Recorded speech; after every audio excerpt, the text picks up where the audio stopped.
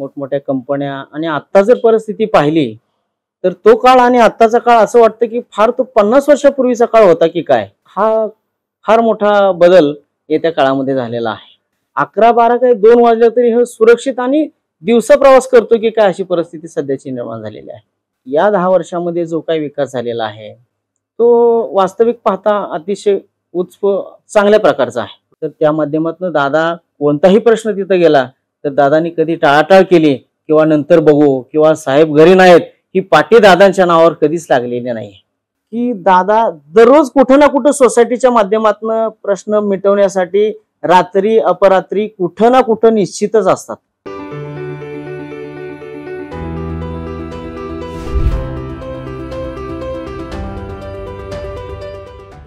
नमस्कार, मी भाऊसाहेब कोकाटे.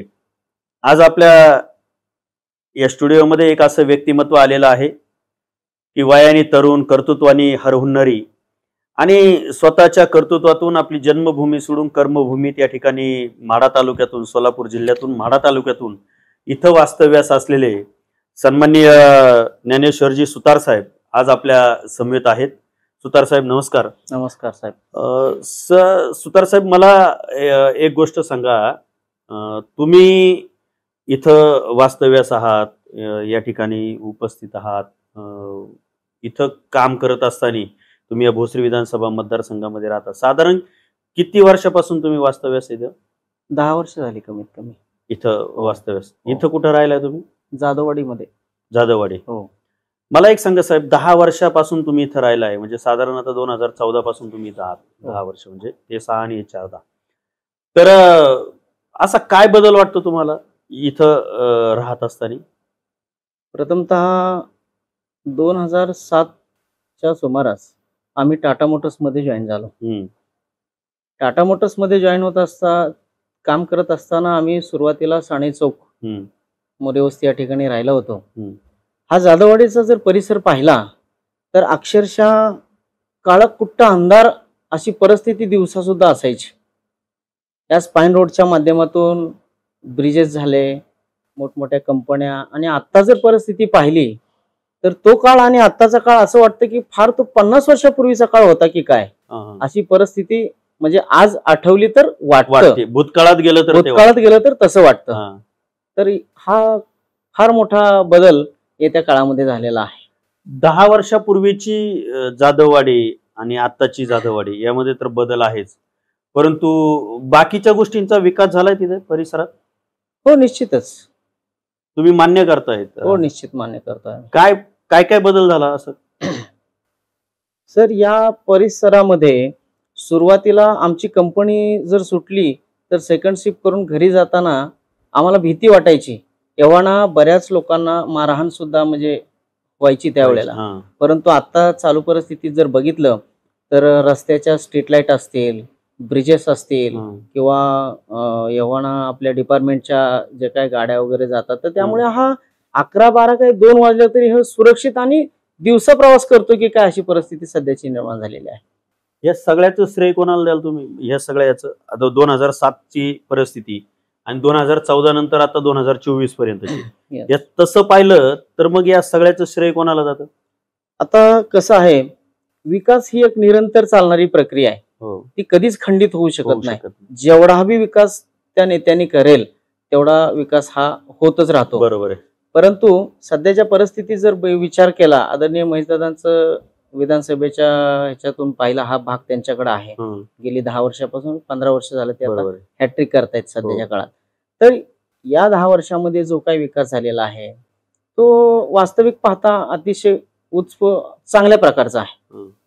कारण का, कंपन्यांच्या माध्यमात रस्ता असेल, लाईट असेल, पाणी असेल.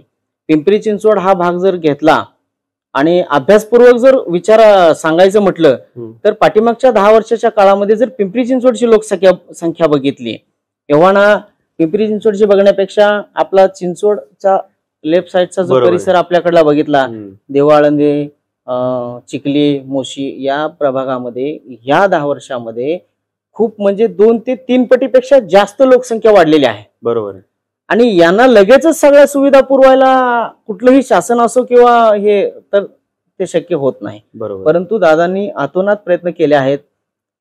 तसंच आणि चिखली हाऊसिंग फेडरेशनच्या वतीने सुद्धा वेळोवेळी दादांकडे, आता कसं असतं सर, नेता जरी करणारा असला तरी प्रत्येक प्रश्न त्यांच्या तळागाळापर्यंत पोहोचवणं, प्रश्न पोहोचवणं हे तिथल्या सर्व माणसांचं कर्तव्य सुद्धा आहे. बरोबर. आणि ते आदरणीय सांगळे साहेब फेडरेशनच्या माध्यमातून नेहमी त्यांच्याकडे जातात की सर माझा हा प्रश्न आहे, माझी ही सोसायटी आहे, माझा हा माणूस अडकलेला आहे. तर त्या माध्यमातून दादा कोणताही प्रश्न तिथं गेला तर दादांनी कधी टाळाटाळ केली किंवा नंतर बघू किंवा साहेब घरी नाहीत ही पाटी दादांच्या नावावर कधीच लागलेली नाही. तत्परतेने कामं झाली, तत्परतेने कामं केलेली आहे. आम्ही आज 30-35, आमचं वय आता 37 आहे, 36-37 वय आहे.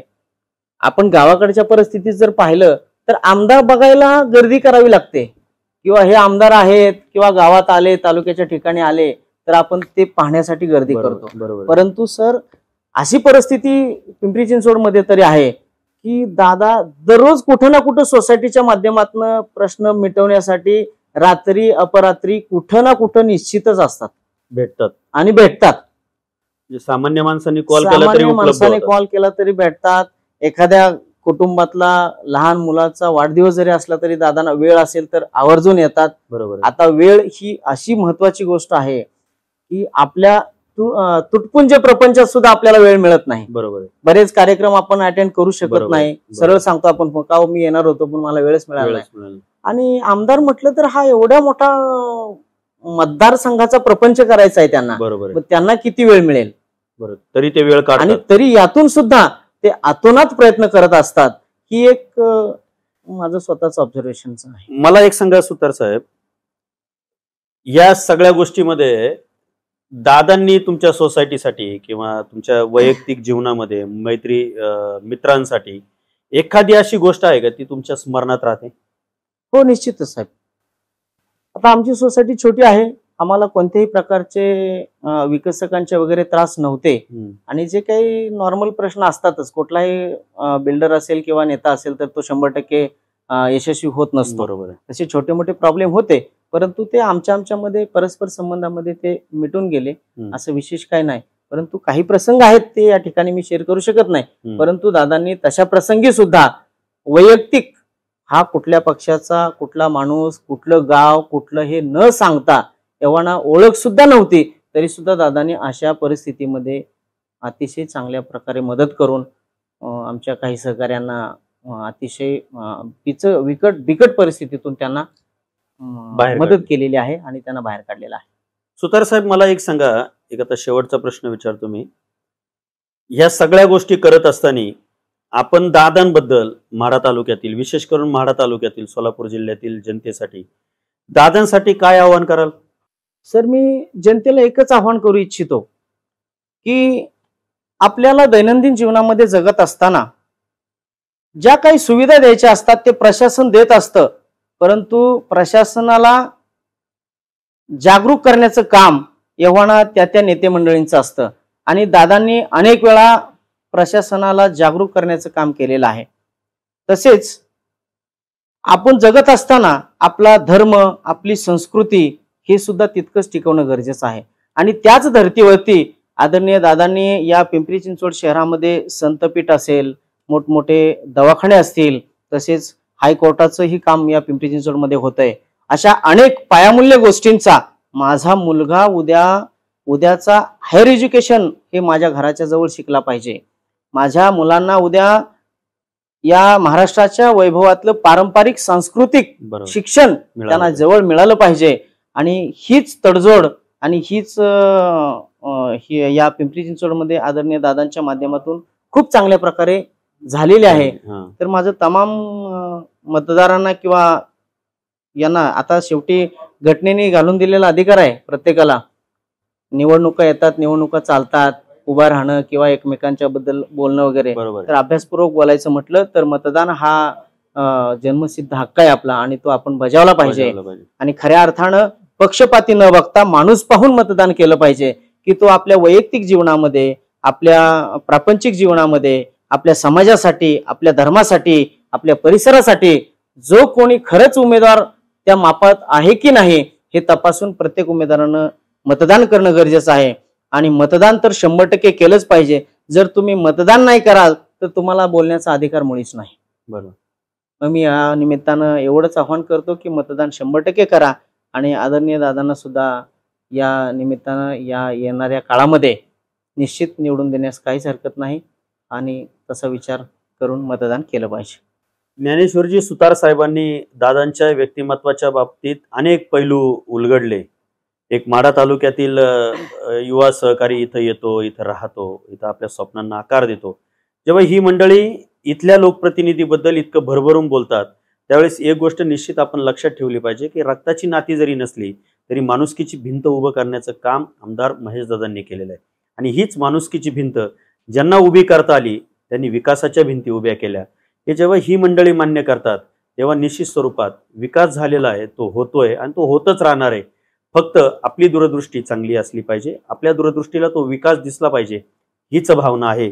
सुतार साहेब, तुम्ही आज आमच्याकडे आलात, आमच्याबरोबर मनापासून गप्पा मारल्या, त्याबद्दल आमच्या सगळ्या सहकाऱ्यांच्या वतीनं मनापासून धन्यवाद. नमस्कार. धन्यवाद साहेब. तुम्हीही मला इथं बोलवलं आणि आदरपूर्वक प्रश्न विचारले किंवा आमचं मनोगत बोलण्याची संधी दिली त्याबद्दल मीही तुमचा आणि तुमच्या टीमचा पूर्णपणे आभारी आहे.